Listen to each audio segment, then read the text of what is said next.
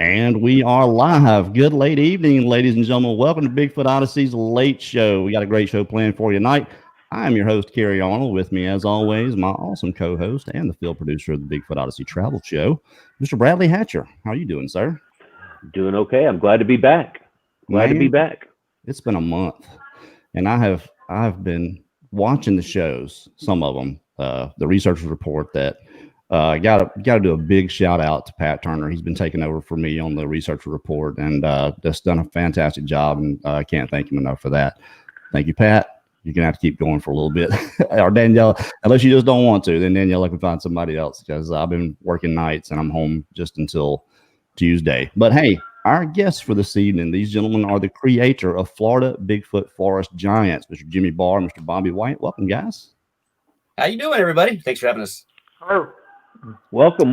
We're doing great. All right. Good to see you, Bradley. Back. There's no substitute for the real thing. Glad to see you back. Thank you. I appreciate it. For people who didn't know, I had rotator cuff surgery, and they actually had to detach what I had left. They took his arm completely off. They took his arm completely off, attached it to his butt so it would still have blood going through there, and then put it back on.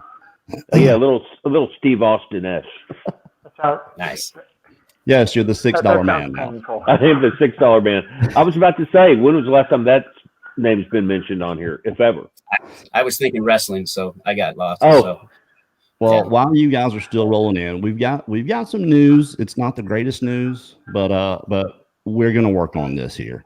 A little dual purpose here. We're coming at you. We're asking you guys to pull out the wallets. Our friend and brother, member of our crew, Brandon Shoma, his house burned to the ground on New Year's Eve.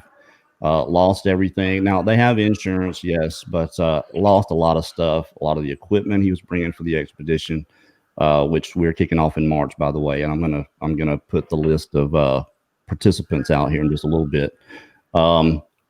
Yeah, a bad deal. And a really good friend of mine was gonna throw in some money, and I said, look, let's do a fundraiser. I put the link to his PayPal is in the description. If one of you moderators wouldn't mind grabbing that and throwing it up on there, it's for Brandon Shoma, $5.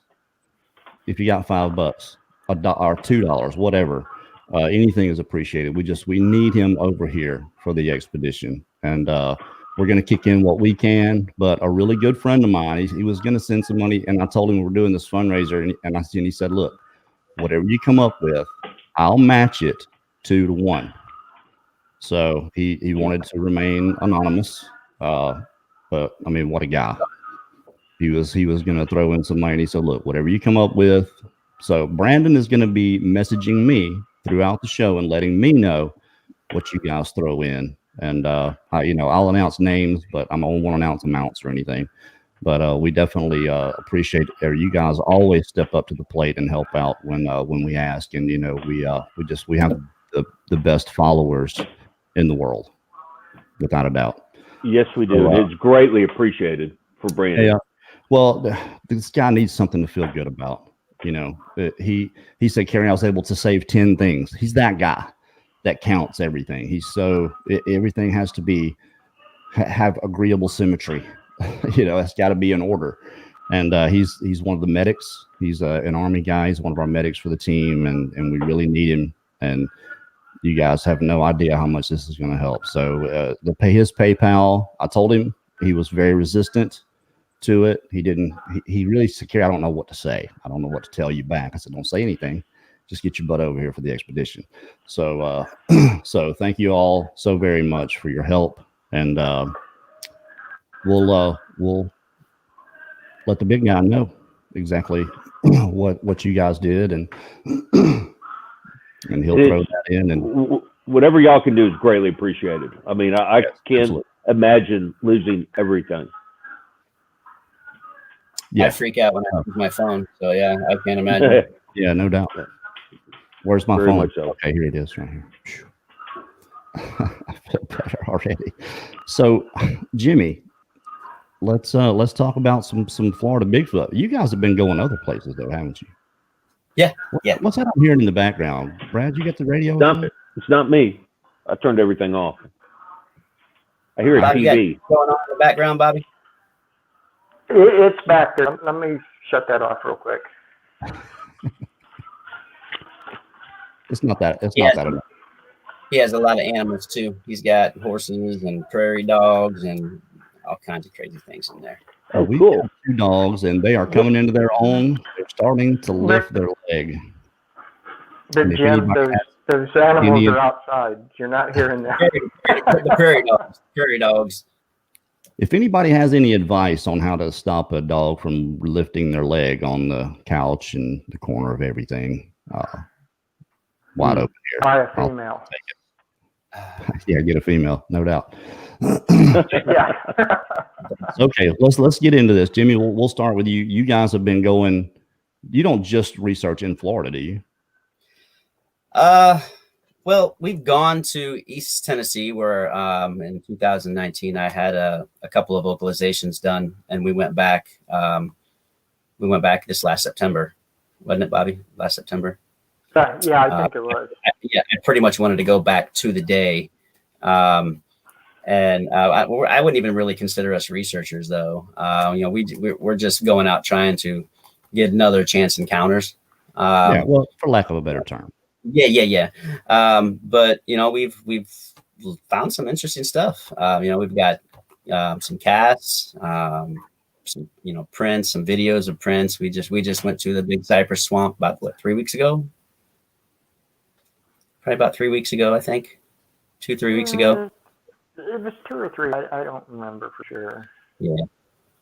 And we went and took our snake boots. We had waterproof snake boots, these boots that went up to our knees. So we thought, and we got 50 yards in and found out they weren't waterproof. So that whole trek back there, our boots were 10 pounds a piece. Mine were anyway, just full of water. And then we come across some 16-inch prints under the water, and the water's clear and everything was settled down. There was 3 different prints, and there was a 3.5-foot stride, and then the next stride was about 7 foot. Wow. Wow. These were barefoot, BARE footprints. You could make out some toe in the mud. And we got that video. We sent it to you. I mean, we did a Facebook Live doing it so people could see, see what we see in real time kind of thing. But I have not been able to actually share it onto our YouTube page that I just started. There's nothing on our Florida Bigfoot YouTube page. But I did try to send the link to you, but I don't know whether or not you can pull it up or not. I knew it's not. Now, if people want to go to your Facebook, where do they need to go? Florida Bigfoot Forest Giants.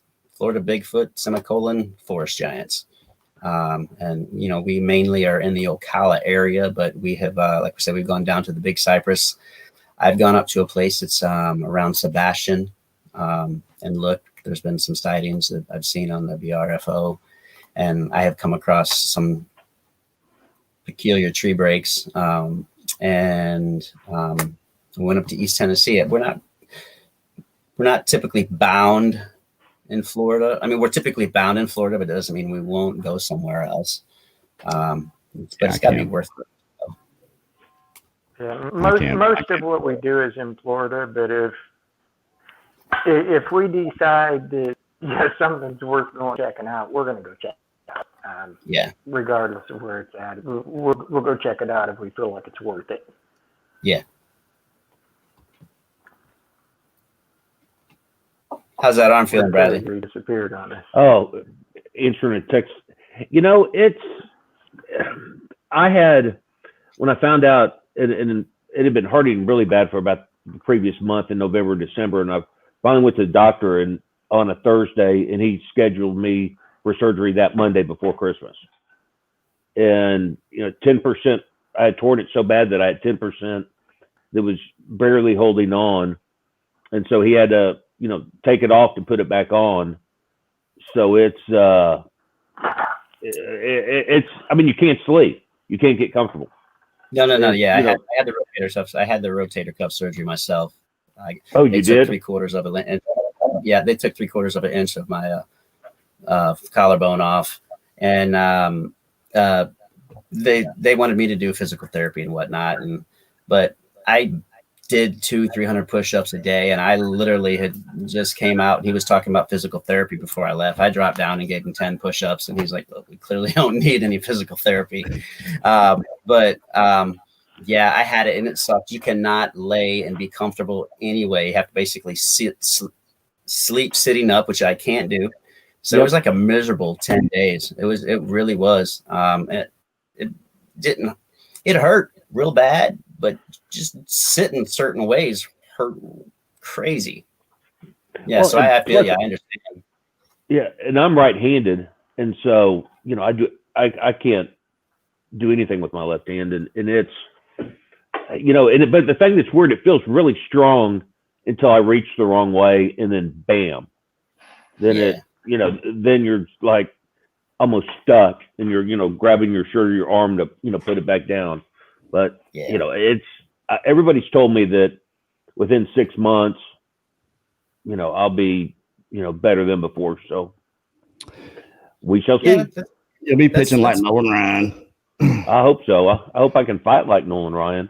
Well, I've got there's something I wanted to talk about, and it all comes down to documentation. You've got several people out there that are really, really devout, really, to documentation. Snow White Bigfoot. She just did her 100th diary entry.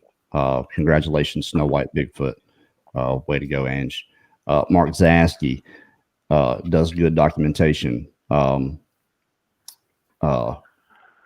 Matt Larson, very good documentary. Now, do you guys, when it comes to documentation of what you're doing, do you guys have a system, or do you just wing it? Now, what do you guys do normally?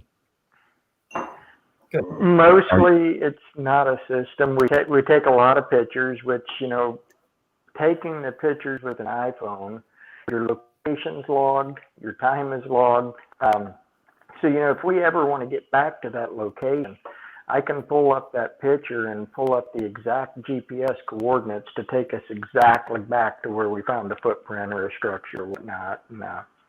So, an iPhone's great for documenting where you've been and what you've taken pictures of. And, if we find something decent, we'll pull a cast. I have a couple of casts here with me. Yeah, we not your traditional. They're. I was just going to say, if we come across anything significant, we will usually do a live. We will if we find a print, we will just go live for people to see us. Take the stuff off and point it out and whatnot. That's kind of like the way we do our. And if you guys ever go to our page and check it out, you see any of our live stuff. It's things that we've come across that. We've seen, there's tons and tons and tons of tree structures that we've come across that aren't structures, that things that have fallen, or they're not, it would take 4 or 5 people to make these 60-foot trees weave in and out of other trees, and then still, just wedged in, and there's some people that say that they don't make them, but man, aren't making what we're seeing. Well, to go live, that one we saw, Jim. Go ahead, Bobby. Go ahead, Kerry.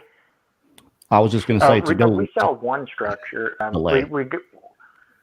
We actually took a picture of it, and we done a live video as well. There's probably a 60-foot tree that's probably 8 inches, 10 inches in diameter, that comes down, and it's bent around it.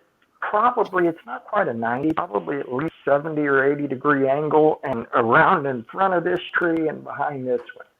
That didn't fall that way. It's not going to fall this way, this way, there ain't this any way. 3 guys that could have done it. Yeah. We have here's I want to answer this right quick. This is Indigenous Indian. When will you start doing phone interview and or encounter stories? Now, to do phone interviews here, you have to get a dedicated phone line. We probably won't do that. What Brad and I do normally on Friday night is a sit-in. which is kind of like a call in, except we post the link in the chat. And instead of you calling in, you sit in and ask your questions and talk, and then you can just jet right back out. So that's normally our format for Fridays. Things kind of got thrown in by the wayside. But, we interview eyewitnesses all the time here. We probably have done at least 30 since Brad and I started doing the late show. So, and if you want to hear some encounter stories, go to the SHUDDER. There's 162 stories there that I've personally told. They're not all Bigfoot stories. Some of it's ghosts and crazy creatures and stuff like that. But there's your answer, Indigenous Indian. Thank you for that. Thank you for that, by the way. Go ahead, Jimmy. Or I was just going to ask real quick, y'all are going to start, or have you started a YouTube page? We have one started, just don't have a thing on it. We've done most of the stuff on Facebook, and I've been trying to figure out how I can send some of the videos from Facebook to YouTube. But I don't have the mental faculties to figure that out. We haven't figured out how to take some of those videos and put them on there. Download them onto an external hard drive and then upload it to your YouTube. Okay. That works usually. As long as you got good enough internet, you can, and to go live on YouTube from the field, from your mobile, you got to have 1,000 subscribers. So go and subscribe right now. And wait, you got to have 3 videos before anybody can see anything you have anyway. You got to put up at least 3 videos. On that. So is your YouTube channel the same name as the Facebook? I'm going to bring it up right now. It's Florida Bigfoot Forest Giants. Send me the link, Jimmy. I'll throw it in the description after the show. And we talk about documentation and how this is just what we think. That, the researchers today, if they're going to put their stuff out for everyone else, stepping it up a little bit, not just in, say, writing things down. You can obviously take mental notes of everything, but what I will watch all the way through is someone talking to me during the trip. Okay, now you can go in and edit out all the little stuff in between, but if you're telling me what's going on, you're giving me a little bit of context as to what you're experiencing, what you're hearing, what you're smelling, I'll watch the entire thing all the way to the end. And I will tell that to anybody. And I'm sure there's a lot of people here that feel the same way, that you're giving us the narrative. The story matters as much as, even though it's a true story, it's what you're experiencing in the moment. And I think that matters as much as anything, especially when the people that are viewing don't have the context that you have. You're able, you've got this broad view, and you're the one there. You're hearing things, smelling things, finding whatever. But if you're talking to me, I'm listening every time. Yeah, that's exactly what we do. That's one of the reasons we actually like doing lives.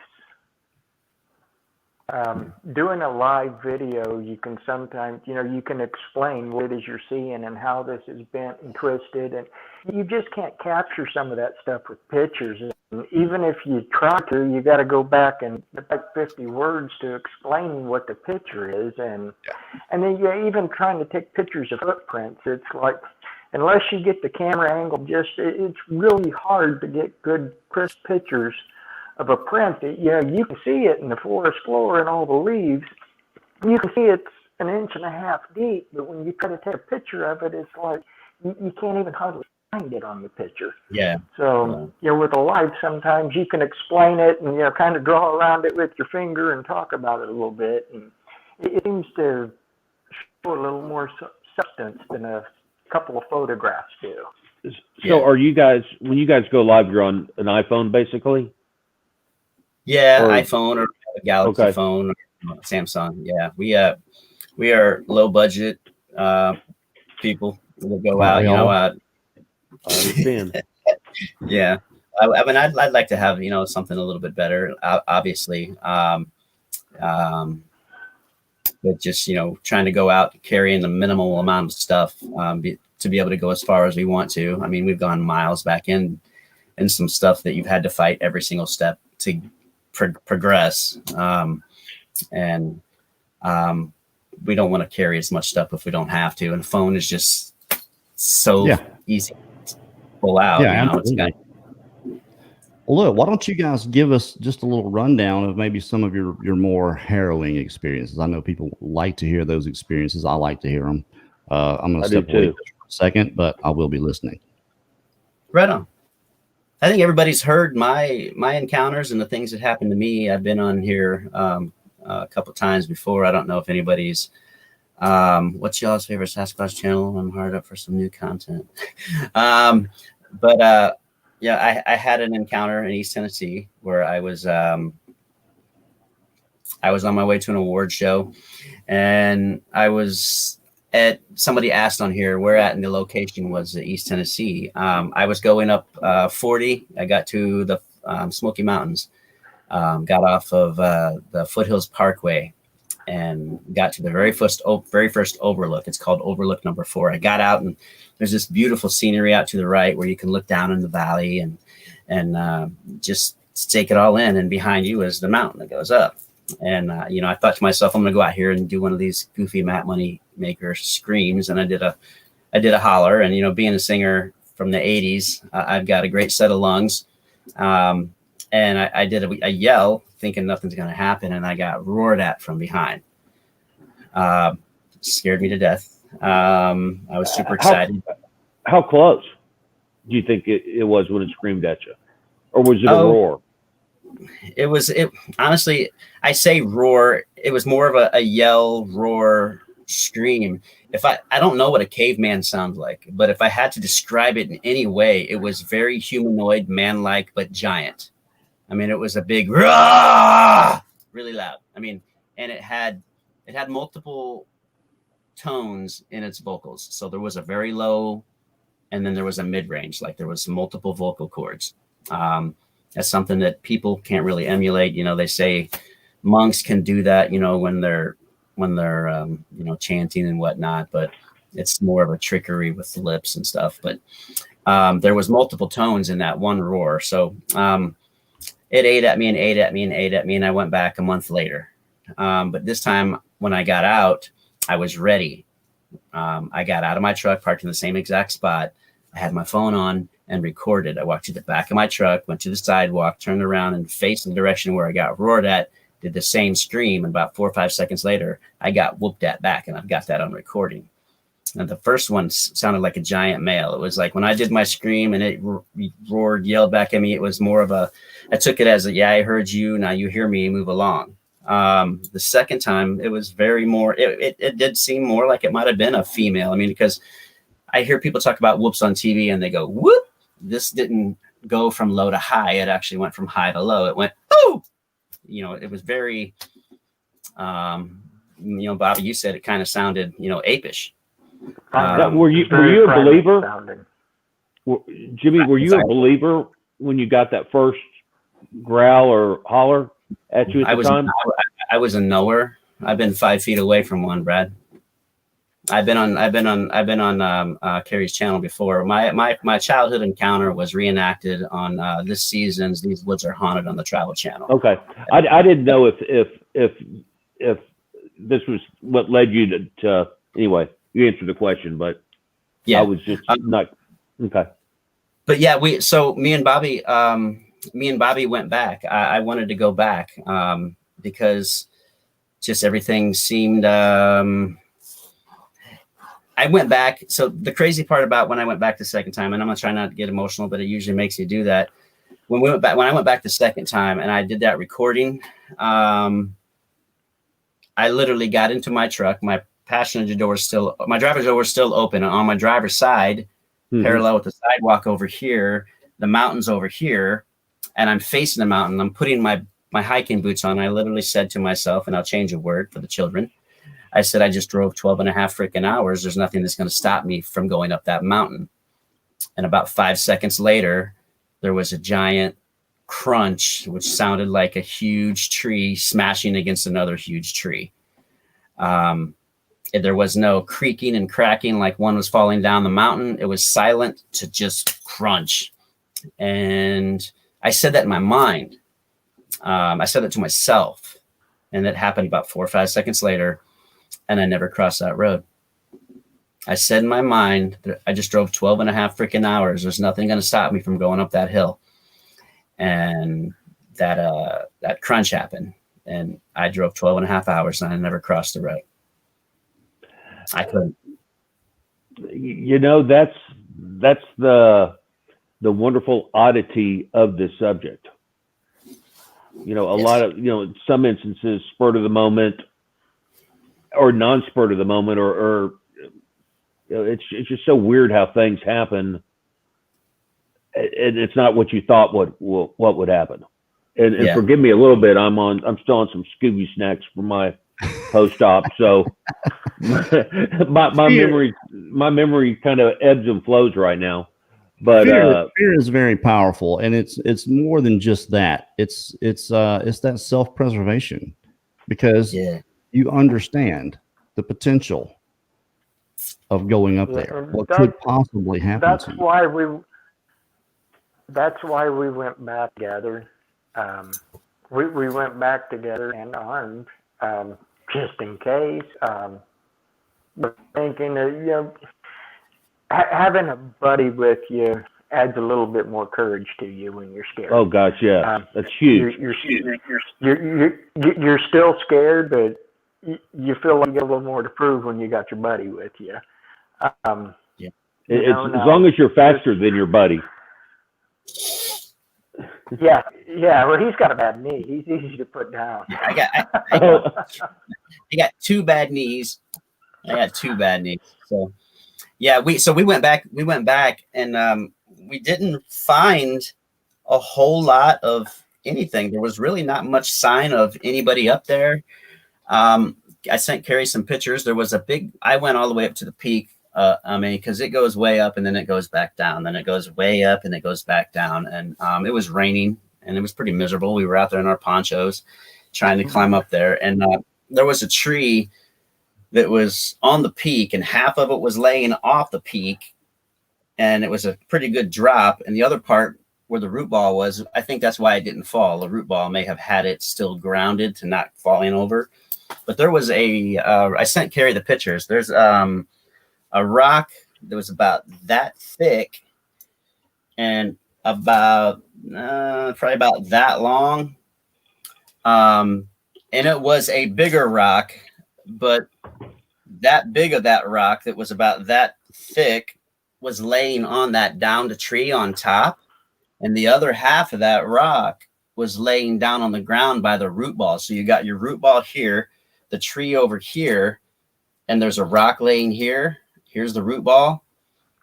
And then over here, the other part of that rock was on the ground. So it's like if you took a rock the size of a coffee table, busted it in half, put part of it on the tree and the other part on the other end of the root ball, it doesn't add up. I'm not sure I could have lifted the rock that was actually on the tree. There's no way in heck I could have budged it if it was put together with the rock that broke off. But I sent those pictures to Carrie so you can see.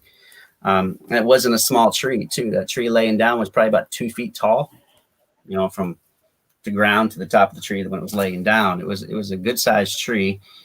There's a picture that I sent to Carrie. It's got my foot on a rock. The reason I got my foot on that rock and the reason it looks strange, you could tell where the rock was. Well, it was slid uphill. It was in a spot, but then slid uphill. Yeah. How much do you think the rock weighed, just out of curiosity? Yeah, and the hill we were on, steep. a couple 100 pounds. Oh, so okay. A couple 100 pounds. And the hill we were on, I would say was probably about a 45-degree slope. So whatever pushed it uphill pushed it, you know, a couple of feet up a 45-degree slope. So could have been a bear, maybe. We did going to go out there and do that. Not where we were at. Yeah, right. No. We did see a couple bear tracks there, but no bear is going to pick up 200-pound plus rock, sit it on a tree. First, it's got to break wasn't a bear. Here. Yeah, first it's got to break it, leave half of it on this side of the root ball, walk around, and then place it on the tree. If Carrie can pull those pictures up just so people can have an idea of what we're talking about, And explaining it doesn't really do any justice. Right. I think he's trying to get him right now because he's. There you are. How long ago was this with us? We went back September of 2020. Was this your second time going back to that spot? That was my third time. Okay. The first time I got roared at, the second time I got whooped at, and the third time is when we went back together. I didn't cross the road that second time. I was so irritated. The crunch from that one tree crunching another tree, I could almost feel the vibration in my truck because I was in my truck on how loud it was. But when we went up there, that's what I was asking Bobby. I talked to Bobby about 3 or 4 days ago about this. I'm like, maybe that big rock that's on that tree is what was the crunch. And, because it was such a big crunch, and that rock was busted in half, that maybe that's what I heard, that rock smashing against that tree. How was the tree cut up from the rock being on top of it? Could you even see? There's like an indentation, but I can't really tell as far as if that was from then. Mm-hmm. This was a year later. Okay. It was a year later when we went back. I wanted to go back because the first time it happened was 2019, September 19th. Then I went back 3 weeks later in October, and that's when I got the whoop back. And I wanted to go back because I had my theory. There was so many rocks that were above the ground. Everything else was leaf littered, covered. There were logs, there were trees that had fell down. Everything was buried in leaves, but these rocks were on top of the leaves. They weren't muddy like they slid down. They were freshly looking like they weren't there very long. And it made me think, and they were about dinner plate size, and there were about 12 or 15 of them. And it made me think, okay, where did these come from? Everything else is covered in leaves, hundreds of years of leaf litter. These were on top of the leaves. And it made me think, okay, this place is frequented. There's not one goofy Bigfoot out there with an armful of rocks stumbling around and one passed through and drops all his rocks. It made me think that it was a frequented place. I mean, I was literally just roared at from it, came back 3 weeks later and was whooped at from it. So I was right on my theory. Okay, this is frequent, but the third time we didn't get anything. The third time it was raining. The other 2 times it was there, it was not raining. I don't know if that made a difference or not, but do you think this place was frequented by other people, or was it just, did you just get lucky that first time and then y'all kind of started going back, because of the roar? Or any evidence of other people? Or there was no signs. I don't remember seeing any signs of other people. There were signs. I also sent a picture to Carrie of a sign that he's having internet issues, by the way. He just sent me a text. There was a sign that said U.S. boundary on a downed tree up there at the top, which seemed very. But it was an old sign. Yeah. Very old sign that had been there for probably 30 years. But like when we go out in Ocala, it seems like you're always seeing trash here and trash here, a can or a bag or something. Yeah, there's something. Yeah. Up there. Right. There was no trash, no signs of humans going up there. But again, it was a steep hill. It was a hard hike getting up to the top of that hill, and even harder. And it wasn't pouring, but it was a steady drizzle, just enough to keep you and everything around you wet. And it made it tough getting up there, but just to look at it on a good dry day, it doesn't look like a whole lot of fun to head up that way. So and in the forestry sign, we saw nothing up there. Was there any farms or anything near where, was it?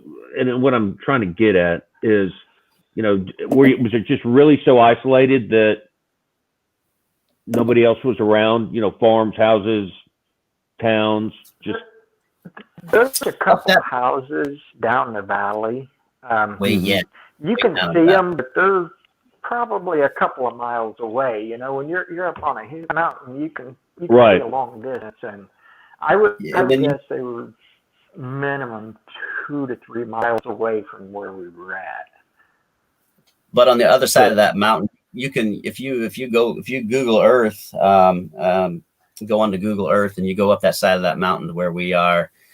You can go down that mountain, up the next one behind it, down the next one, up the next one behind it. There is nothing. There's no signs of cabins. There's no signs of houses. There's no signs of secret government facilities.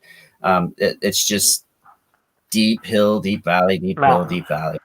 Yeah, just mountain. So it's like you guys saw a lot of tree breaks or other typical signs, or there? No, not there. Really? No, not there. I was hoping because I had this feeling that there was a cave there. It just don't know. I mean, it wasn't. It just felt like there was a cave there. But we went to where I thought that there was a cave, but there was not a cave. That doesn't mean that there wasn't one around the backside of the mountain, but the backside of the mountain was a bit more steep going down it than we were prepared to do. I think if we would have put a couple more days into it, we just went on a weekend. It might have been something we would have ventured through, but it rained the whole 2 days we were there, and I wasn't about to try to climb down a mountain and back up it wet with no rope. We just by climb, he means he didn't want to go fall down the other side of the mountain. No, I don't blame you on that one. Did you guys see any? Were there any good game trails around that you came across, or not? There was just a small one that paralleled, but it wasn't highly traveled. It was just like a spot. But well, heck, maybe, but by the evidence of getting, roared, yelled at, whatnot, they, I could have been sending a message to, pay attention, move along. Yeah.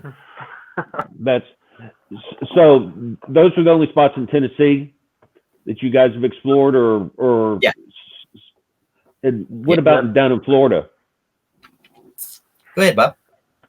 We've traveled around a little bit in Florida. The Ocala National Forest is a pretty big area. We've worked several different areas of that. We've been down to Okeechobee. At some point, we're going to go up north, where I had kind of it was almost like a road crossing sighting, but it was kind of the opposite. Instead of him running across my road, I crossed the road that he was standing on. Middle of the day, 11:30 in the morning, I was at work, actually talking to Jimmy on the phone. And being a truck driver, it's habit. If I pass a road, I look down the road.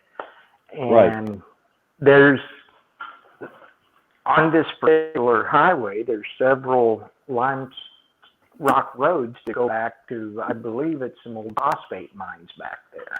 Mm-hmm. But just out of habit, I'm driving, I look down the road, and I immediately slammed on my brakes. Being in a big rig, they don't stop on a dime. But what I saw down that road, it looked like, if you've ever watched wrestling and Big Papa Pump, Scott Steiner, it looked like him standing there, but completely black. It was huge and thick and big. And I told Jimmy, I'm like, I saw a Bigfoot. And he's like, no. And I'm like, yeah. And I pulled off the side of the road, and I got out, I headed back that way. And I was scared. I was pretty scared. I didn't want to go back there without somebody with me, without a weapon with me. Here I am by myself, and Jimmy's like, dude, if you don't go back there, you're going to regret it the rest of your life. So I'm like, oh, yeah, stay on the phone. And I got off, and I mean, it was only 40, maybe 50 yards from me. Clear, close enough that you know what you saw. It wasn't there. Right. It wasn't a person in a ghillie suit. I know what I saw. But I got down there and I couldn't find anything. I didn't stick around too long. I went down a little beyond where I thought it was, looking for prints. But if you guys are familiar with Limrock roads, I mean, those things, you get some rain on them and some traffic on them, and that stuff packs down like concrete. And Sure. You just can't get to that. So I've known. Yeah, I've so known. we want to make it up to that area. I was just gonna say I've known Bobby for a long time. Me and Bobby have been in bands together. Me and Bobby's been roommates. I've never heard fear in Bobby's voice before until that day when he jumped the fence to go back there to see if he could see what he's seen. No, it's never heard. Never heard fear from him before, and never heard fear in his voice since. But when I was on the phone with him, then he was a little shaken. I can imagine. I told him, I'm like, I'm gonna go back here. I said, Jim, I'm gonna go back here, but you need to stay on this boat. Yeah. If you drop me, call the cops. Now, you don't hear that much about Bigfoot attacks or anything, and I'm speaking to you as just the normal person that's never seen one of these things. What is it? What is it that you've got this in the back of your mind that this thing can tear your arms off? What is it that makes you want to keep going, Jimmy? For me, well, what happened to me as a kid was so traumatic, and every time I start to tell it, I am back in that moment, and the fear comes out of me as a child. When I tell the story, the emotions come back as a child. As an adult, as a kid, it was run. It was run, escape, get away. As an adult, you're not able to process things on looking at it. Just looking at the details of it, trying to take in exactly what you're seeing. When this thing fell out of the tree 5 feet from me, my idea wasn't to sit there and strike up a conversation with it. It was to run as fast as I could. And then when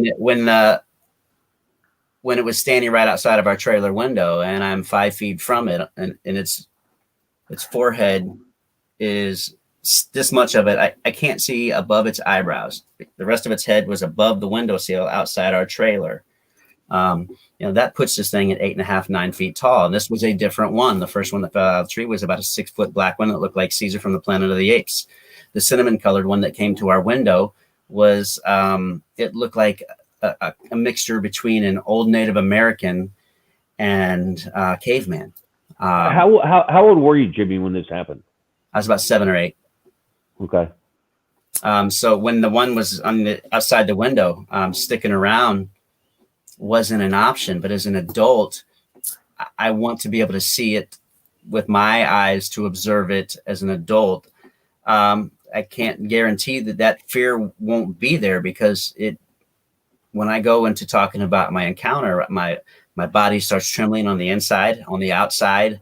My voice starts cracking. I'm pulled right back into where I am. And same thing that happened when I drove to East Tennessee the second time, and told myself nothing's going to stop me from getting out of my truck. And that giant smash, the fear that comes with it, it's almost, I've said it before, it's almost like a primal fear. It's almost like it's engraved in you to be scared of them.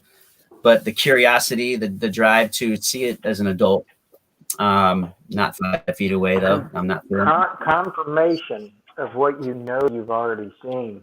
You want to see it again to confirm that is exactly what I've seen. Just validation. But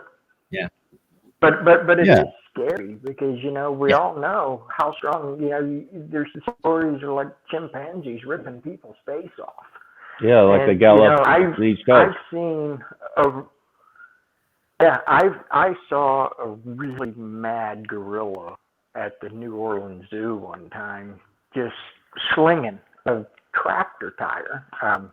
You know, like a 6-foot tractor tire, just picking it up and throwing it like you would throw a glass if you were mad.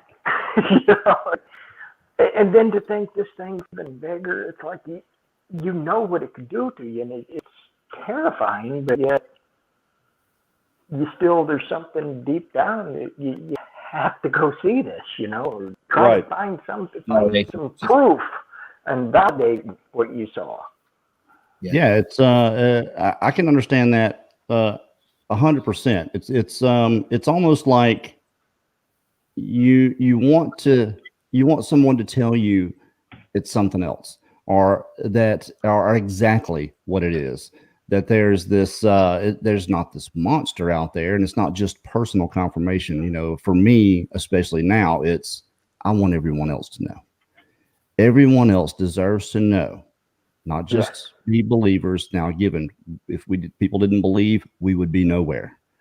We need people to believe our story, and what we're telling them is what's going on here, and what we're actually out there showing them is what these creatures are leaving behind. But it's what we don't know that we're afraid of. I think more than anything, it's not knowing whether that creature will step up, because there's obviously a level of tolerance that you can breach with these creatures, and we don't know what that trigger is exactly. Is it because you're chasing after them and they know it?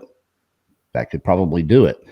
I wasn't doing anything and this guy came to me. You know, I was doing something as far as he was concerned, without a doubt. But it wasn't like I was intentionally, trying to affect him or anything. But after the fact, it was more trying to confirm this has to be something else. This has to be some kind of person. Are there, you go looking for all kinds of answers that you just don't get. And that's the whole reason we're doing this expedition to Florida. And before I get into any of that, I want to say a big shout out to Roxanne Correes, Susan Gregoric, Mariah Pearson, Miss Lindsay Bay, Christine Duez, Miss Katie Gallerini, Katie G, and Sabrina Average. That's who's Brandon sent me that's donated so far. Thank you guys so much. Again, if you're joining us late, our good friend, our one of our medics for the expedition team. Yes, our comrade. He's his house burnt to the ground New Year's Eve. Talk about a crappy ending to 2020.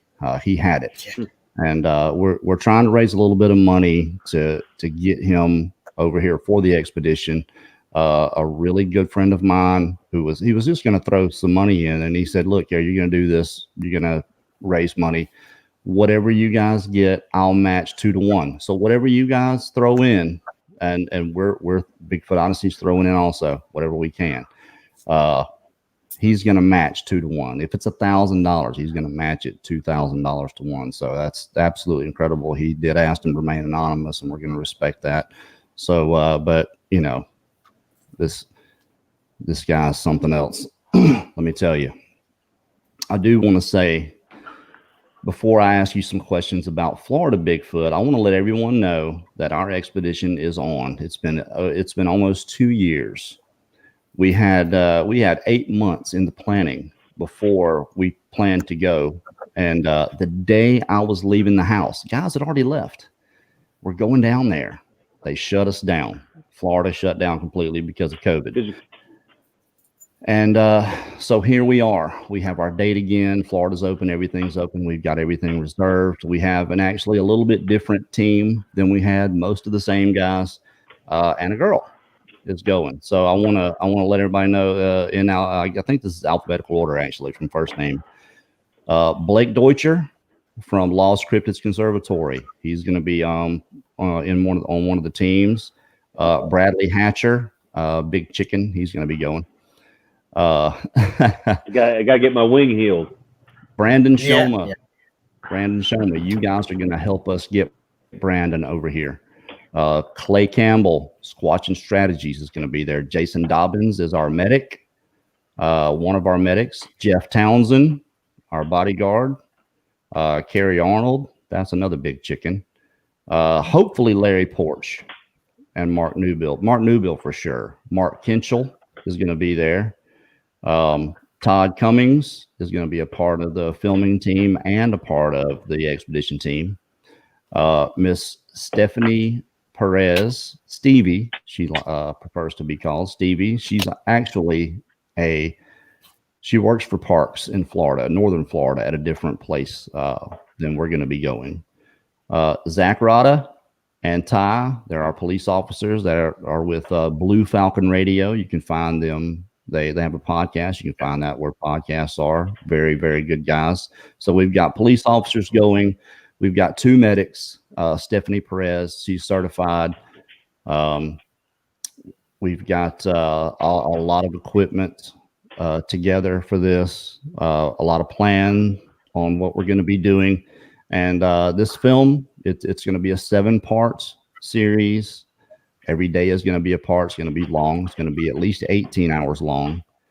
But we're gonna highlight these people. It's not just a Bigfoot film. It's going to be more about these people and what they're going to go through to catch this evidence. And what we're asking them to do is extremely dangerous.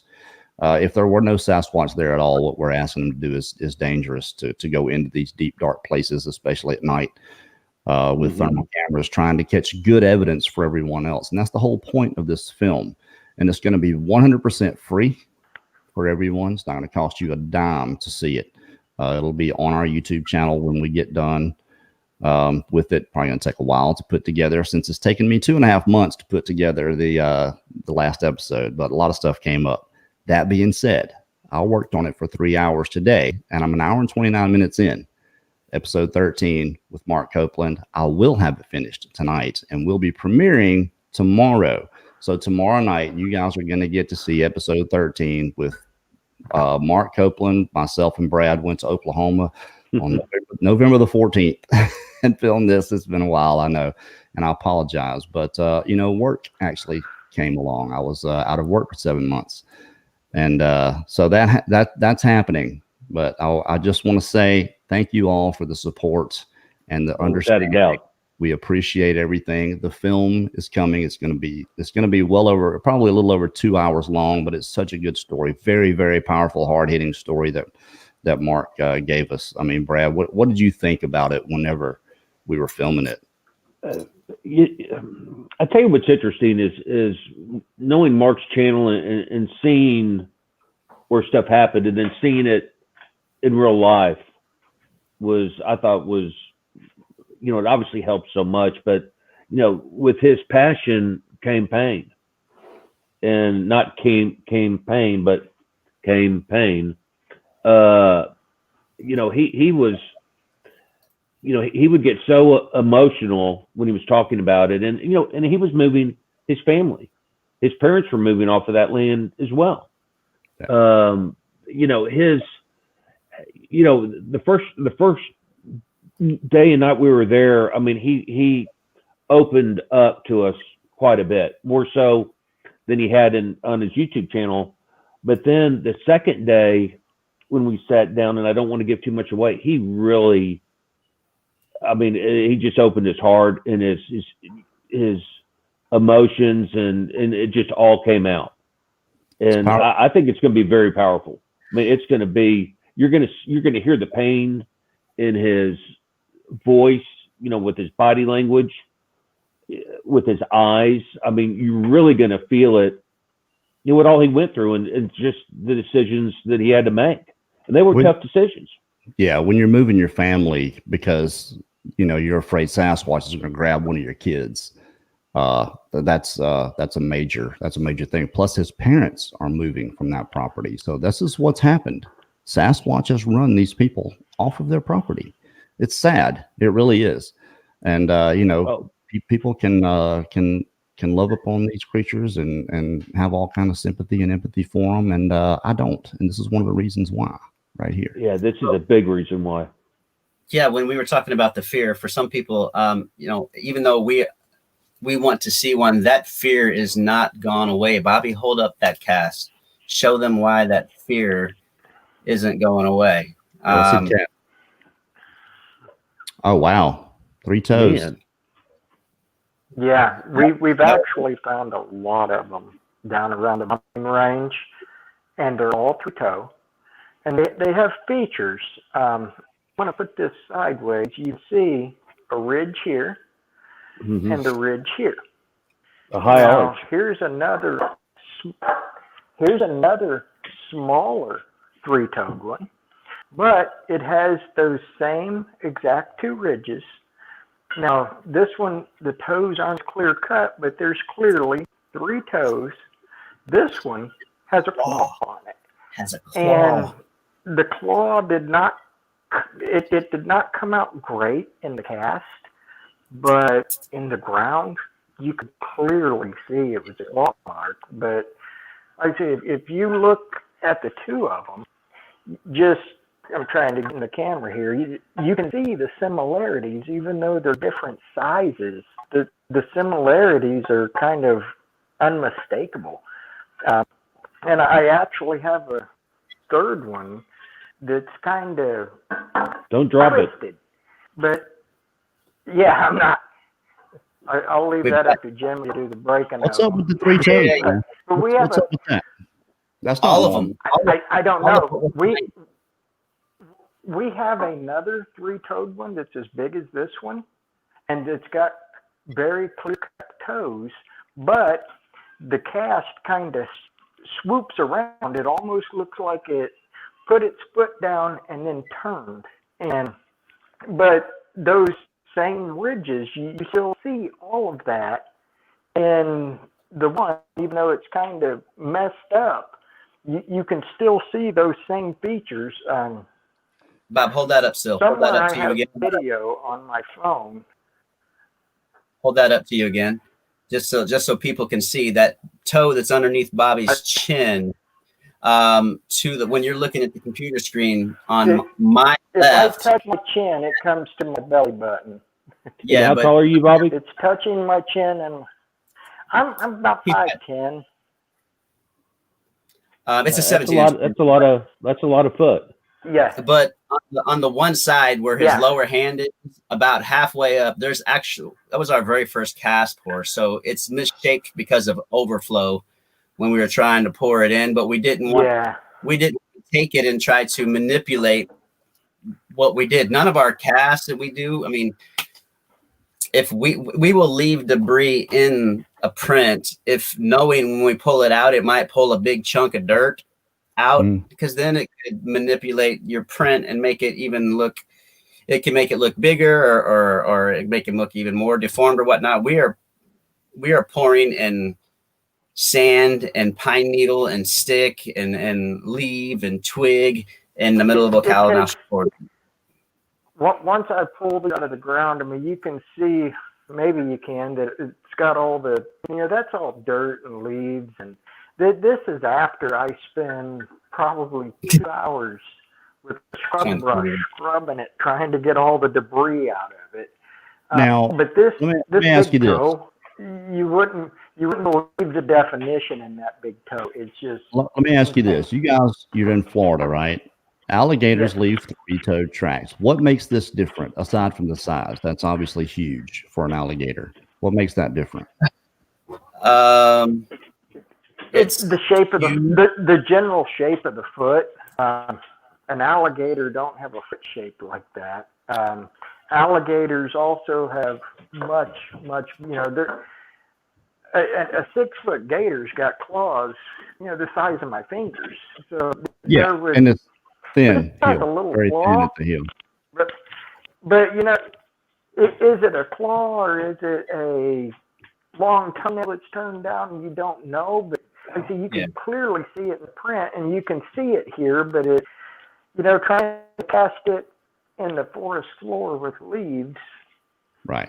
I'm just playing devil's advocate for those that are watching and asking if that could be an alligator track. The nearest body of water is probably definitely not an alligator.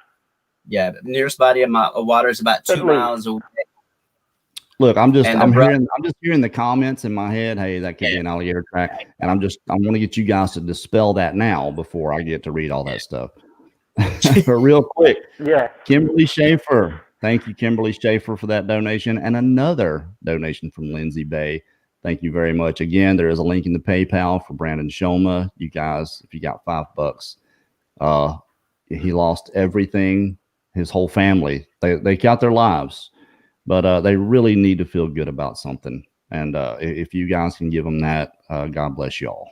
Absolutely. And plus, it helps them the difference between insurance and, you know, when it happens, I mean, they have nothing. The clothes they have on their back. It's a lot of work. It's a lot of work. And he told me, he said, Kerry, I could have saved so many things. He said, I saved 10 things. You know, for him, that's a good square round number. You know, he's that guy. And he said, but my mother-in-law, I don't want to give away too much, but he said I could have saved so much more stuff. They just wouldn't let me go back in. I said, it's probably a good thing. They wouldn't, they saved your ass, you know, excuse my language, children. But $5. Most of us would have drug our mother-in-law back into the fire, I think. That link is in the description, by the way. And also, Jimmy is going to send me the link to his YouTube channel. I'm going to put that in the description for you guys. Make sure you subscribe there, because when they get ready to go live in the field on YouTube, they got to have 1,000. So we need you guys to just go hit that red button. Hit it, hit the bell. You'll know when these guys are going live from Florida. Let me tell you something about Florida. There is a reason we are going to Florida. And someone, I heard a comment. I read a comment. I didn't hear it, actually. I heard it in my head. I could hear this guy's attitude. And it said, why doesn't Kerry saw one in his backyard? Why doesn't he go look for one in his own backyard? Well, there's a reason we're going to Florida, to this particular place, because the guy that's directing this whole thing, Mark Zaski, knows where they are. And he films them there all the time. And it's very close quarter, and they have nowhere to go. It's not like they can sit 200 or 300 feet away and watch us, and then we get closer and they just stay away from us.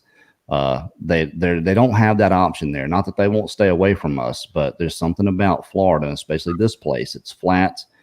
That these things they've become so, I don't want to say it's a Pavlovian response to the way Mark and Melanie have treated them for the last 6 years. But when they pull up, you hear limbs start popping. They're coming in. So that is where we're going. If you've seen some of the pictures that I've sent out, if you want to see some of the pictures of what I'm talking about, you can email me at bigfootodyssey@gmail.com, and I will send you the pictures, and you'll see exactly what we're going after. And what we're asking these guys to do is, it's a very, very tall order. It's going to be extremely, extremely dangerous. And my job is simply to prepare the narrative and tell the story of what they're going to be doing. And we're all getting amped up and excited about it. Brad's talking to me every day about something new that he's come up with. So respecting the fear. Yeah, the latest, respecting the fear. Everybody's excited about it. So not trying to detract. It's just been so long since we've been on here, Jimmy. I'm not trying to take away from you guys. I just have so much to put out there. You guys got a lot to say. You're good. Well, you had offered earlier when you and I were talking that you guys live pretty close by. I'm like 30, 40 minutes away from where we're going to be. And I definitely want to do is get a segment with you guys for the film. Like I was telling you, it's just, for me, it's confirmation. The more people we get that have stories, sightings, researchers in the area, we're going to be taking a trip. Myself, Brad, Mark Kinchell, and either Brandon or Jason Dobbins are going to be traveling on the second day to Brooksville. And we're going to meet up with a very nice lady there. She's going to take us on her property, and we're going to have a segment with her where she's had incredible and tremendous activity, and another eyewitness is going to be there also. So it's going to be jam-packed with content about the Florida Sasquatch, skunk ape, whatever you want to call them. To me, it's all the same thing. I don't believe there's any difference in them from one coast to the next, other than maybe behavior. And 3 toes. Three toes. What is what is your theory? What's your theory on the 3 toes? We don't know. When we first came across the 3 toes, Bobby and I were both disappointed. We were excited. Well, I'll speak for me. I was excited, but disappointed, because I know how the Bigfoot community is. If it doesn't have that perfect 5 toes and everything, it's either BS or it's made up or it's something else or whatnot. And, I didn't know what to think, We but we were found super over excited. 20 three-toed prints. Yeah. We got 13, 15, 17, 9 inches. But I reached out to Dave Bacar from Expedition Bigfoot and Museum up in Cherry Lake, Georgia, and I sent it to him, and he's like, I don't know what you're disappointed about. One of the most famous Bigfoot stories ever told had 3 toes, and the Boggy Creek Monster. Yeah. And I was like, I've never seen it. Maybe I should watch it. I didn't know anything about it. Yeah. You need to watch it when you're about 6 or 7 years old watching it. No, Scared Jimmy me. doesn't need to watch it at 7 years old. That's for No, sure. no. I don't need That's a very good point. Jimmy already had a 7-year-old experience. And Jimmy's going la la la la la. Yeah. Yeah, They maybe replayed- you don't need to watch it, Jimmy. They But replay. yeah, we probably found at least 20. Yeah. Have you found any 5-toe tracks? Probably. We have not. We have not. So even the one in, possibly down in Big Cypress, underwater, under probably 8 inches of water. Where that's just what I was going to ask you. Footprints. One of them you can see where the toes marked as it went down, but you can see the toes in the picture, but it's not 5 clear-cut toes, but you can clearly see the bare toes dug into that footprint. Carrie, were you ever able to pull up that video, Carrie, that I sent you? No, I'm not Daniela, man. just- I'm able to watch it, but I can't. If I can't drop it and drag it onto another tab, I don't know how to do it. So Yeah, share your screen. yeah, Daniela has this way she does it, and I haven't. she's great. She hasn't told me. Haven't learned how to do it yet. So I'm sorry. No, you're good. Yeah, it's a pretty good video. I watched it. You could actually see exactly what you were talking about there. But there have been theories of inbreeding in the 3 toes. What do you think about that? Possible. It's possible. But would it be so yeah, uniform? we've also had people. I don't know, but you know that's the weird thing, though, Carrie, is we have there was probably found 33 clear-cut 3-toed prints. Not all of them are castable, but so we don't even try it. But we don't think we can pull a cast out of it. But we found them in various sizes. Now, we have had some people, that looks like a dogman print. Or, what was it, wolf creature, you said, Jim? I never heard of a wolf creature. I've heard of a dogman, but... Boy, and I wouldn't want to see a dogman. That I would don't know scare what these prints are. We can't say that these are Bigfoot with 3-toed prints. We can't say that. But what we can say is there is something in the Ocala National Forest south of that bombing range. There's a bunch of somethings there that have 3 toes and leave big, deep prints in the ground because we found too many of them in varying sizes for it to be just one. Yeah, there's a military base in the What it Ocala. is, I don't know. Yeah, there's a military base in the Ocala National Forest, and I forget what the name of it is right offhand. But when you look at it on Google Earth and you zoom in, there's a big round part on the north end of it. It's very cryptid looking. They use shipping containers to make out different things in this perfectly made circle in the bombing range, where in this part they aren't bombing. In all the other parts you can see the impacts of the bombs in the bombing range. But this circle, perfect circle, and it's cut out like a pie. It's got like 4 squares. Yeah. One of those things, they use shipping containers and make them in certain ways. It looks like hieroglyphics from the air. Yeah. They do not. And one of them actually says Fred. One of them spells the word right. Fred. Yeah. It's very cryptid, but it's what we're finding that stuff at is just south and southeast of the bombing range. Yeah, we maybe some of the environmental aspects inside of of a 3 or 4 mile radius. Well, I'll tell you what. We're in that part of the show where we take questions. You guys feel like taking some questions from the chat? Absolutely. All right, I do. let's do this. You guys, make sure you put your questions up in all caps. Makes it easier for me to find. I've got one right here. While you guys are getting yours together, let's look at this one. Diana Renee says, silly question here, but can three toes be significant to the ecosystem he lives in Florida? And I will say this much I do know about Florida is the ecosystems can change every 100 to 200 feet. You've got some different type of area. There might be a type of moss growing here that doesn't grow over there, a mushroom that grows here, or so. That's a pretty significant question. Could that be the answer here? Yeah, Miss Diane, glad to see I you. have no idea. But yeah, like you said, I mean, you can be right here and there's nothing but pine trees and oak trees, and then all of a sudden you're getting into palmettos and these really wet woods. That's all this tropical stuff, and then into swamp and cypress trees, and it can all happen within 200, 300 yards. So Different ecosystems. I don't know. Crazy. Yeah. So I can't answer that question.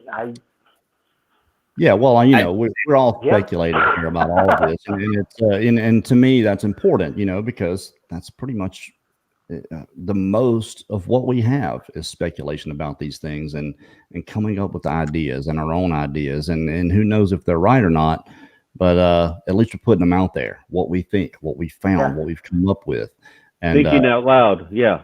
Yeah, that's exactly right. And as far as Florida goes and the ecosystems and the way they do change, it's almost kind of crazy that it changes the way it does. It's a very, very hostile environment. There's a lot of things in there aside from Sasquatch that can kill you. You're not the apex thing out there, you know, when it comes to alligators, hogs. We talk about hogs all the time. Well, pythons.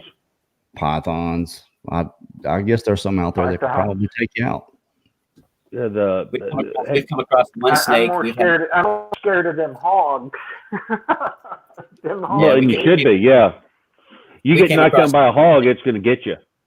We came across one snake. All the times we were out there, we came across one snake, and then we were in the Bobby's Kubota, and we had some hogs just come right up to the Kubota, start chewing on the tires. It's literally.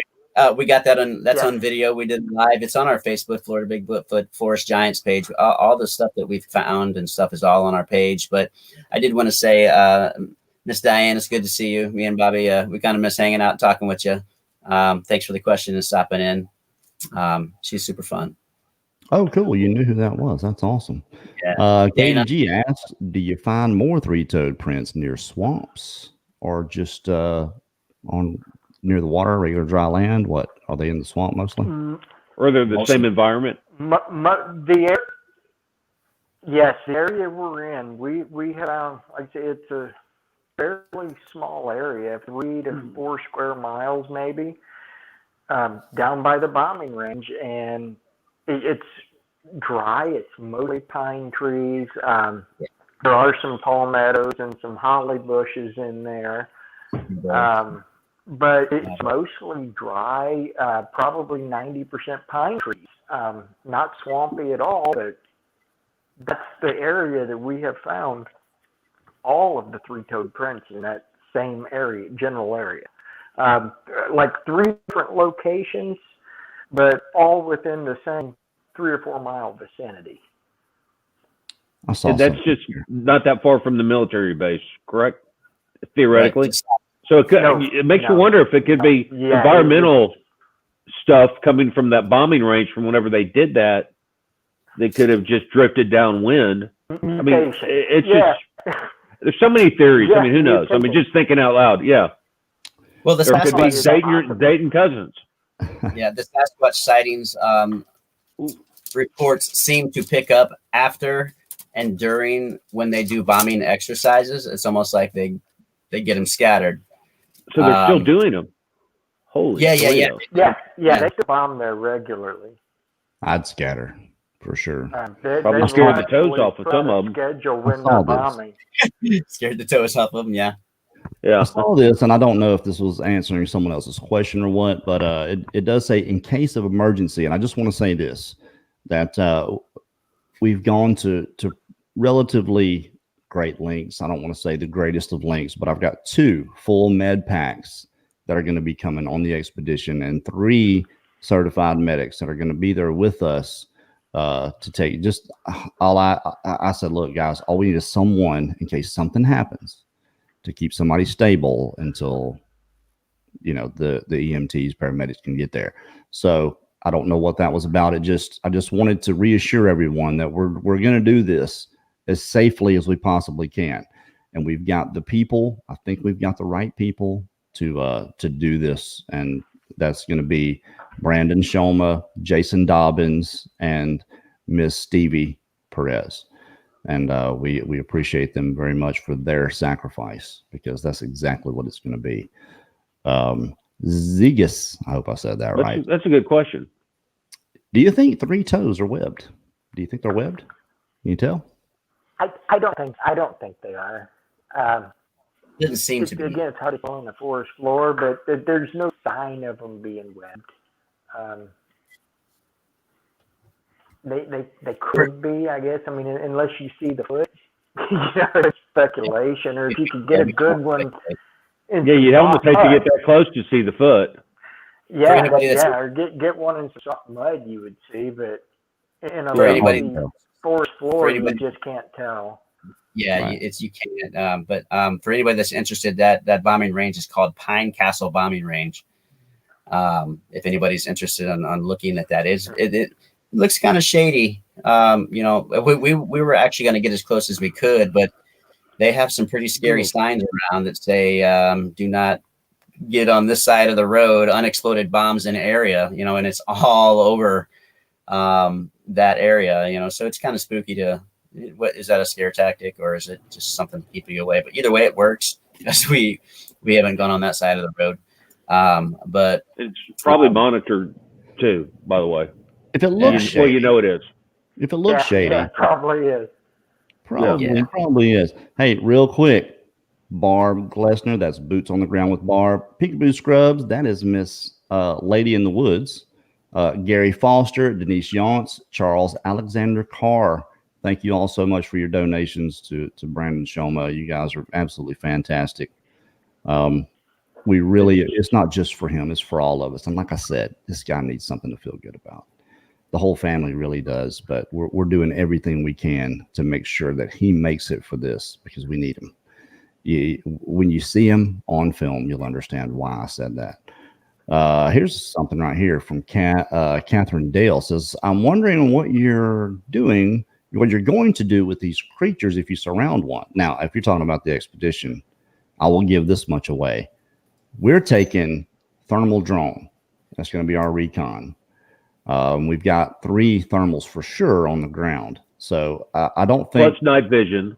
And night vision, yes. But but not as good as a thermal. But we're not going to surround anything. We're going to give something a pathway out. What we're going to try to do is get guys in position to catch one of these creatures on camera moving. We can get them on camera all day long, peeking at us through the bushes.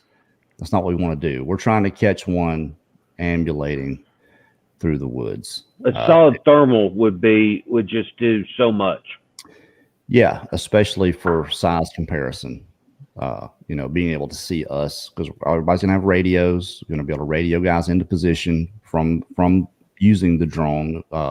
There's no doubt in my mind that we're gonna catch them, that we're gonna find where they are and hopefully get guys into position. But we're gonna do it as safe as possible. But we are asking people to go in. We're asking guys to stand on the edge of the deep dark at 1 o'clock in the morning and walk in there. And it's a lot to ask. And that's why I say respecting the fear.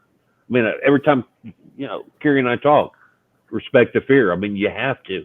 Anybody that's not scared, that scares me.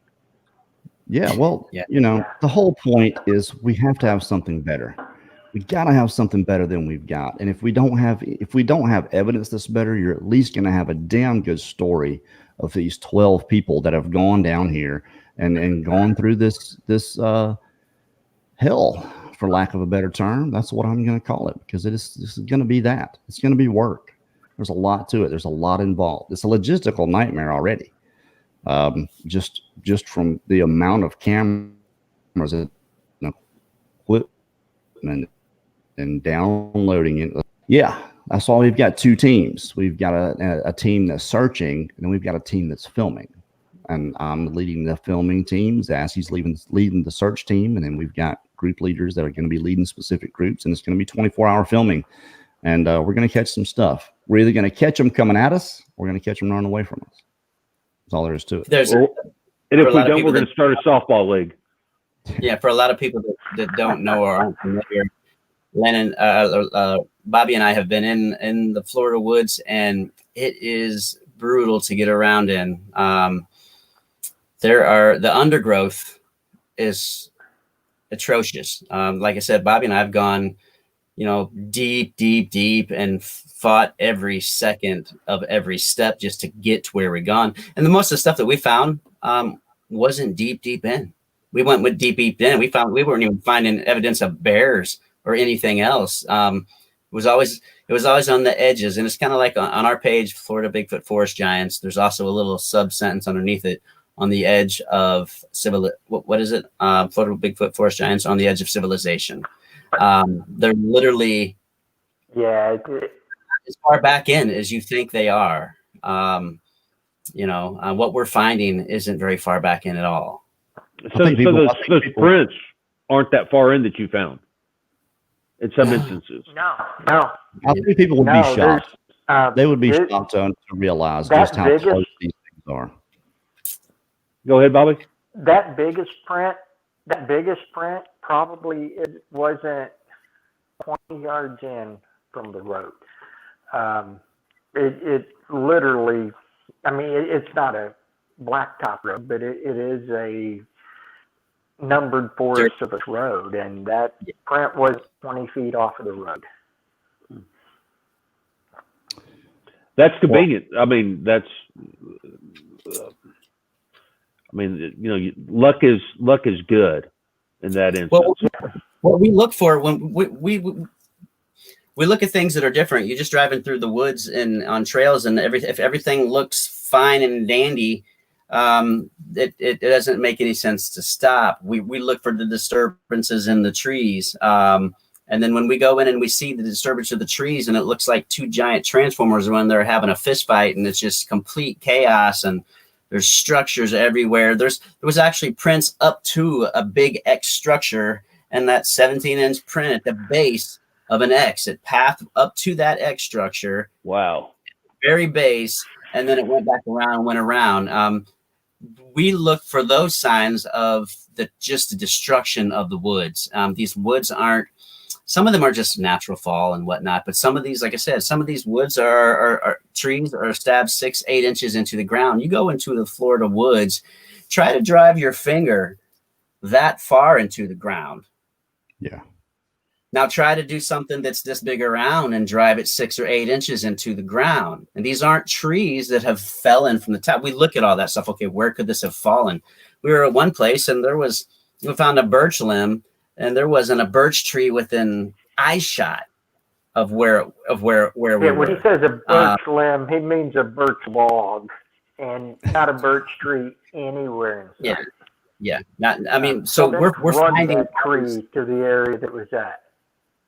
Yeah, and we've got, I've got my theories on the structures and whatnot, on just from what we see. It's, it makes me think that it's not first I used to think, and we probably don't know if we have time to even talk about it, Kerry, do we?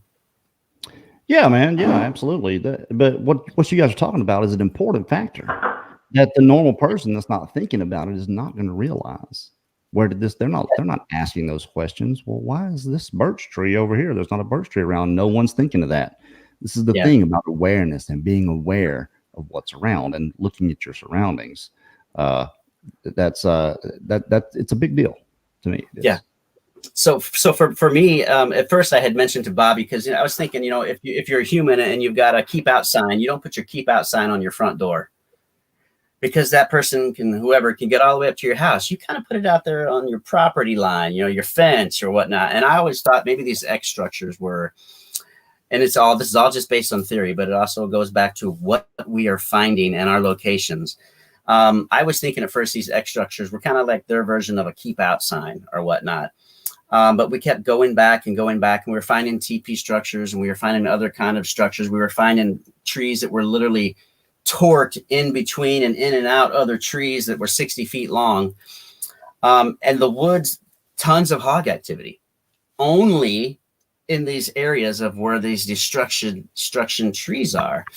And at first I was thinking that it was a keep out sign. Then it made me think, you know, when you're in the middle of the woods at nighttime, every tree looks the same. You got hundreds of trees and they all look the same. You turn around with your eyes closed and open your eyes, every tree looks the same.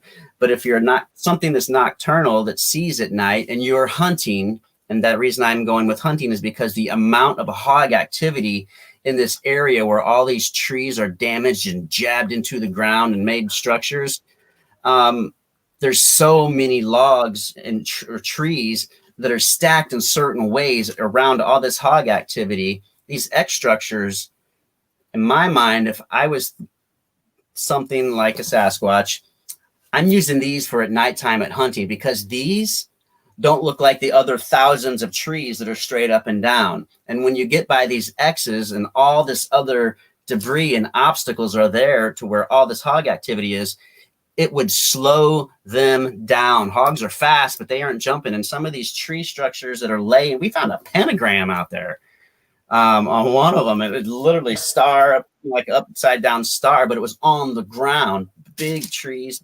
But it looks, the way it looks is all these trees on the ground stacked in certain ways are obstacles for them to hunt, because they're all coming into that area. You get outside of all this destruction, you don't see hardly any hog activity at all. Yeah, and it makes. Then there was the one too where you had two trees, and we counted 7 trees stacked up, just dropped in between those trees. It's not like that. And when I say 2 trees, I mean these 2 trees didn't have a foot between them, but there was 7 logs stacked in between those trees, almost like creating a wall. Or a hunting blind type scenario.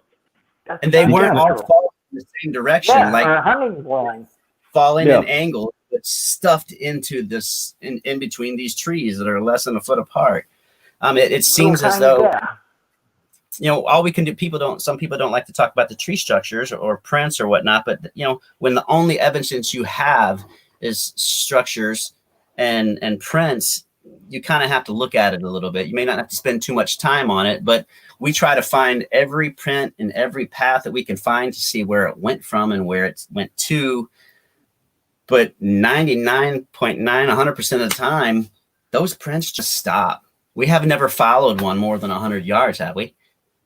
They just disappear. No, we've got the one video on Facebook where we literally came off the trail, and it's like print, and it was about 10 or 12 prints, and then gone. These things are significant. We follow it back, and then they're just gone. These things are significant, and the reason is, and I've heard researchers say this, is we're past all that. We're so far beyond tracks and tree structures. Well, are we? We're not. We don't have anything to show for it. Well, if we understood what they were, then I might agree. But we don't. If we can break the code. Someone needs to be doing this, and that's where we talk about documentation and how important that is.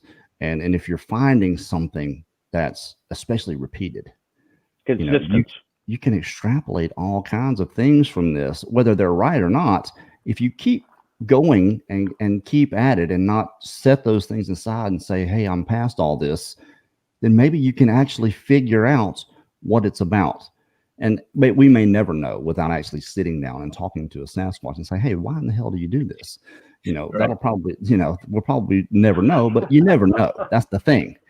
We have to keep at this, and people say, well, we don't know if it's Sasquatch doing it or not. We're not seeing them do it. Well, some things are self-evident when it comes to this creature.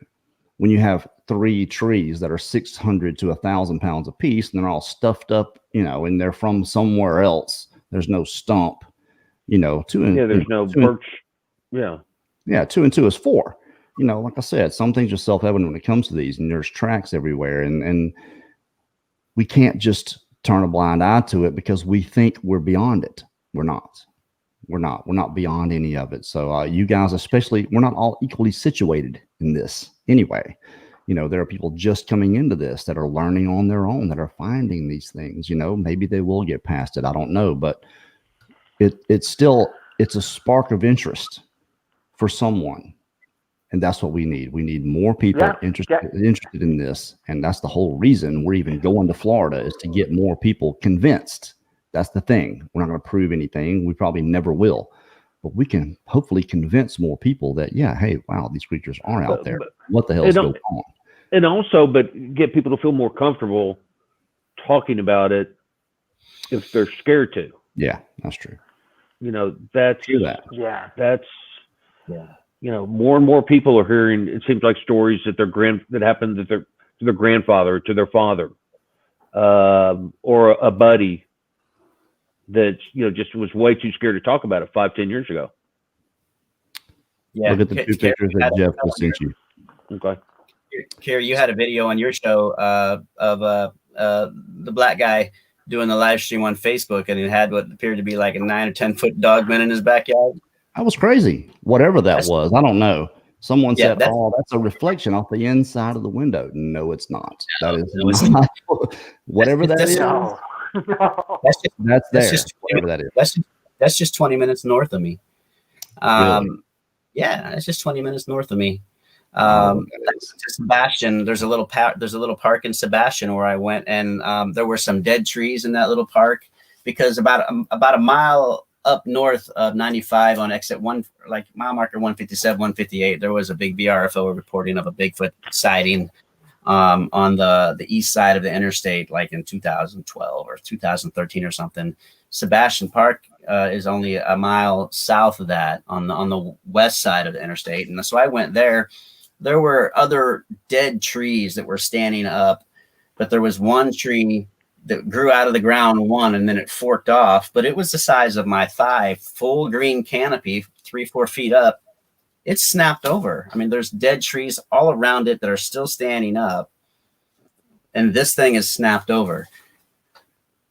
What gets me is there's tons of hog activity, meaning the ground's all tore up and rooted or whatnot in that area. And when I had took my little son Riker with me, we had come across a half a footprint. You know, just the front pad and the toes.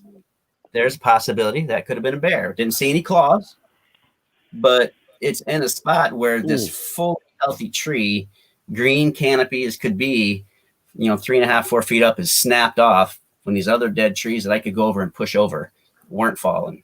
They're just, they seem to be all over down here. Yes. And I've said just that. like everybody says, on the edge of civilization, I've said that. Look, where I went in when I researched for 2 months with Mark Zansky and Melanie, where we went in, there was a golf course across the canal and Beeline Highway, 300 yards away. And you would say, there's no way. There's just no way. There's a green belt of canopy, maybe 300 yards wide, that goes into this large area of woods. But you'd say, there's just no way. And that's the thing that people can't get past. Well, if they exist, why don't we see them? If they exist, we would have had documentation of them by now. No. Yeah. You don't understand the nature of this creature. They embed themselves into the environment there, and they don't want to be seen. Obviously, they don't want to be seen. We'd have a lot better evidence than we do, especially with the guys like you that are out there looking. But hey, look, it's been a fantastic show. I have got to get to work on this film. Yeah.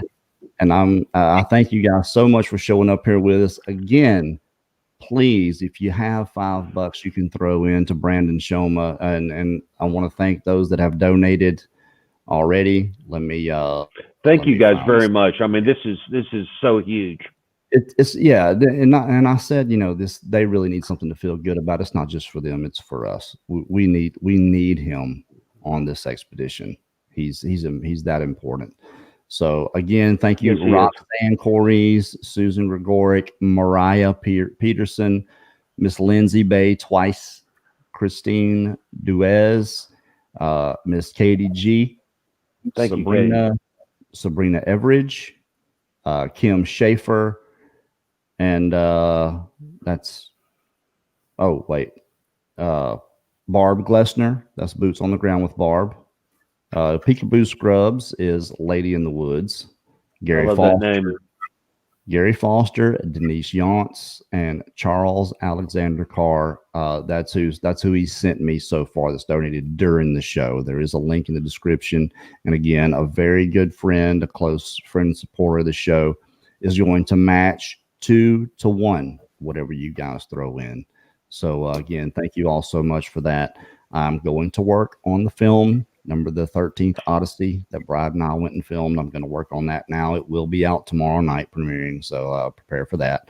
And thanks again, Jimmy and Bobby, for coming on here. Hopefully we can definitely, guys. Thank you. Hopefully we can get a segment with you guys when we come down there. Yeah, real quick. I look forward to meeting you guys. Bobby Younts put a question on real quick, and I just want to answer her question. Yeah, I do believe that Sebastian is in Brevard County. It's either Brevard County or Orange County, but it's somewhere right in there of Brevard County, I believe. I just want to answer her question. I've seen that she put it in there really. No, but yeah, thanks for having us. Absolutely, I miss a lot, and I think everybody here knows that. I miss quite a bit. Yeah. But hey, it's been a great show. Thank you guys for showing up, Brad. Definitely, guys. As always, I'll holler at you. Y'all have a good night. Yeah, man. You too. Everyone be safe. Thanks, guys.